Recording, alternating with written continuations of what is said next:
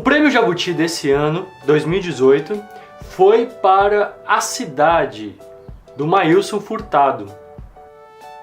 Ele não só levou como o melhor livro de poesias, como também como o melhor livro de 2018. Ou seja, dos ganhadores de cada uma das categorias, ele ainda se destacou como o melhor livro. Bom, primeiro eu gostaria de parabenizar o próprio Maílson Furtado pelo prêmio, pelos 2 prêmios, aliás, do Jabuti, e também, não só por causa disso, mas por ter feito toda essa empreitada de forma independente. Ou seja, existe um extra aí que precisa ser reconhecido. É interessante também perceber que os outros finalistas, eram 10 finalistas na categoria de poesia pelo menos, eram compostos de editoras pequenas e esse caso da publicação independente. Isso mostra que a publicação independente e as pequenas editoras têm ganhado espaço e notoriedade, o que demonstra também uma certa descentralização das boas publicações. Das editoras que tiveram livros finalistas, as mais conhecidas era a Companhia das Letras, que teve uma indicação, e a Editora 34, que teve outra indicação. As outras, pelo menos por mim, não eram tão conhecidas, com exceção talvez com a Patuá, que é uma editora já mais consolidada. A Editora 7 Letras teve 13 indicações, e eu nunca tinha ouvido falar dela antes. Então é interessante como a publicação independente de pequenas editoras tem aumentado. E o prêmio Jabuti desse ano ter ido para um autor 100% independente mostra que existe sim um fator de descentralização, e eu queria conversar sobre isso nesse vídeo. A primeira coisa que é inegável, que todo mundo fala, é o papel da internet na democratização do conteúdo. Antigamente a gente dependia de algumas mídias específicas para divulgação e enfim, para geração de conteúdo. Então era necessário ser colunista de um jornal, era necessário ter um canal na TV, um programa de rádio. Hoje com a internet a gente consegue utilizar de material pobre, até como é o nosso caso aqui, não tem nada elaborado, não tem um estúdio, não tem nada, a gente grava cada dia num lugar diferente. E é quase itinerante esse programa aqui, né? Esse canal. E esse conteúdo, seja lá qual for, fica disponível em diversas plataformas que vão surgindo, vão morrendo, vão nascendo outras, vão se modificando em quesito de importância. Acho que também não preciso entrar em detalhes aqui, mas todo mundo sabe que estamos na era da informação, pelo menos é o que dizem, onde temos muita informação. Só que eu acho que as pessoas não perceberam ainda, mas nós estamos em transição para uma outra era, que não é a era mais da informação, mas é a era da curadoria. Aqui eu trago toda a minha bagagem de leigo para poder falar com toda a propriedade que eu tenho de leigo e toda a certeza de um ignorante de que estou falando uma coisa certa, mas ao mesmo tempo é uma coisa que está na minha cabeça há bastante tempo.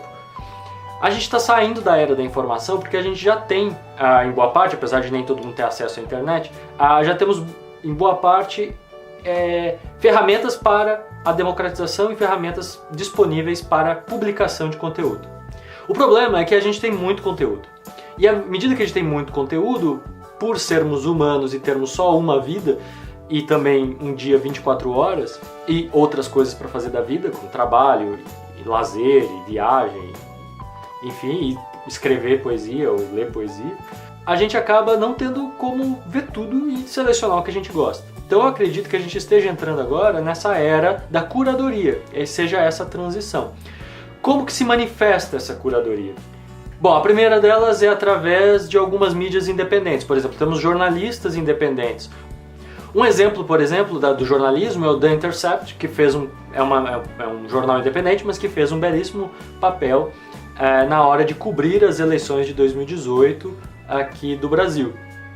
A propaganda e a influência dos digitais influencers também tem trazido aí algumas preocupações para o mercado tradicional, justamente porque eles estão perdendo espaço para algumas outras coisas. Então, no momento que tu te identifica com uma outra pessoa ou com os gostos de uma determinada pessoa, né, seja o estilo de vida, seja gosto literário, seja gosto de receitas, de repente blogs veganos, blogs específicos de culinária sustentável, de comunidades sustentáveis, ou seja, esses influencers fazem um papel de curadoria, porque eles divulgam e eles influenciam em determinadas em determinados itens ou determinados aspectos e escondem um certo outro que não tem como mostrar tudo, né? Mas tem uma outra quantidade de coisas que fica fora do alcance desse influencer. Então tu tá, de certa forma, curando esse conteúdo, tu tá selecionando. Recentemente teve um grande problema aí da associação de cinema com a Netflix também. Parece que eles não querem que filmes que foram feitos para plataformas digitais concorram a prêmios que foram feitos específicos para o cinema.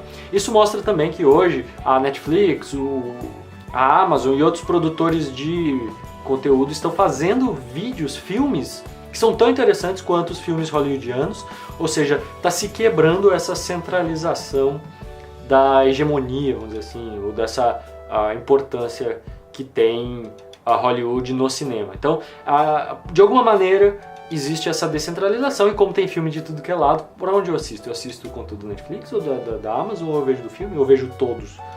Outro exemplo da descentralização é o crowdfunding. Tem aí casos em diversas áreas, seja em invenções, em discos, da própria literatura, onde trilogias inteiras foram vendidas 100% via crowdfunding, né? Então, as campanhas de crowdfunding são uma maneira bastante eficaz para a publicação e a descentralização de obras em geral, ou a não necessidade de grandes instituições, as diversas formas de crowdfunding, de plataformas de crowdfunding, possibilitam que as pessoas tenham acesso a conteúdos específicos e de seu gosto, de maneira a não precisar que o mercado adote uma nova forma, o que traz muito mais agilidade e velocidade para a publicação de coisas mais disruptivas e novas, né, do que o mercado tradicional, que é muito mais conservador na hora de apostar em coisas mais diferentes. Então, para mim, o que fica muito claro é que não existe mais essa discussão entre e-book versus livro físico. Quer dizer, não é que não exista, mas ela já não é mais tão relevante. Porque o e-book e o livro físico, eles podem conviver, são duas formas de consumir um mesmo produto. A produção do e-book não gera custos tão adicionais para a editora, pode ser uma fonte mais extra de dinheiro, e a publicação de e-books através das plataformas que a gente tem hoje, de Amazon, do Kobo, enfim, todas elas são tão fáceis e é tão commodity já, que um autor independente consegue fazer isso sozinho, sem auxílio de uma grande editora. Então acho que a grande questão agora é como que eu atinjo a minha audiência e como que eu monto uma base de leitores que tenham afinidades com a minha escrita ou com a minha poesia. Essa é a grande discussão, inclusive tem alguns canais que focam muito nisso, como por exemplo o canal do Carreira Literária, mas é uma discussão que deve estar se começando agora pelo alto grau de fetichização do livro, né? Por o livro ainda ser considerado, e o poeta principalmente, ser considerado um deus do Olimpo, ter toda aquela coisa da poesia ser algo esplêndida, suprema, né?